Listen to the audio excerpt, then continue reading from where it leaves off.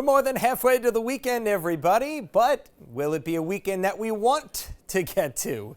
Certainly, the weather has been highly questionable, to say the least, over the last month and a half, but some positive trends I'm going to walk you through here in a second. Let's start looking outside on a very, very beautiful evening right now. Clouds have cleared out. We've got mostly blue skies while the sun is out, and we'll see mostly clear skies overnight. Starting to see a little bit of patchy color. This is, I've designated this our unofficial foliage cam, and it's really going to start looking pretty here over the next couple of weeks. We do have an update to our Northeast Foliage Report, courtesy of thefoliagereport.com. Thank you so much for always providing these maps, and we're providing them for you here in the weather graphics. You can see how those near peak colors, the orange contour here, has really started to drop south over the last week. Some pretty big differences from a week ago, and now you're even starting to get some past peak colors once you get far north, upstate New York into northern New England.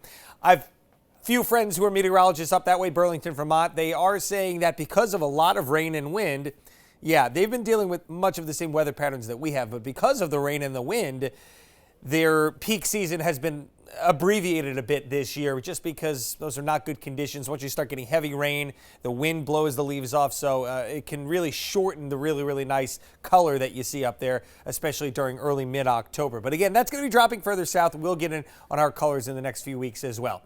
Okay, so yeah, a lot going on this map, a lot to dissect here. I'll do my best to bring you through it. So we've thrown the jet stream on here, and this is, of course, the path that storms typically will follow along.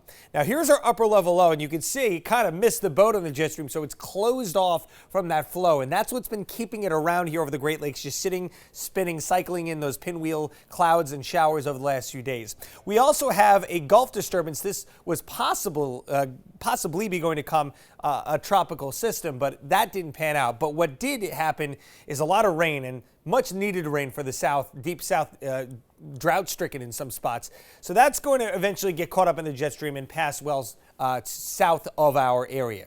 But it's this Pacific storm that we were always concerned was going to bring us rain for the 6th weekend in a row. So let's watch that. That's going to redevelop over the Rockies here. There goes that Gulf disturbance out. And eventually our upper air disturbance over the Great Lakes, that will finally sort of follow into the jet stream and start to progressively move away. But watch what happens. We have a new little coastal low that forms here over the Canadian Maritimes. And that flow, that northeast flow, is going to start as the timing syncs up pretty nicely with that. Again, this was at one point in time the Rocky storm, now approaching the mid-Atlantic. But you're starting to see the red hours I put on here to show that northeast flow.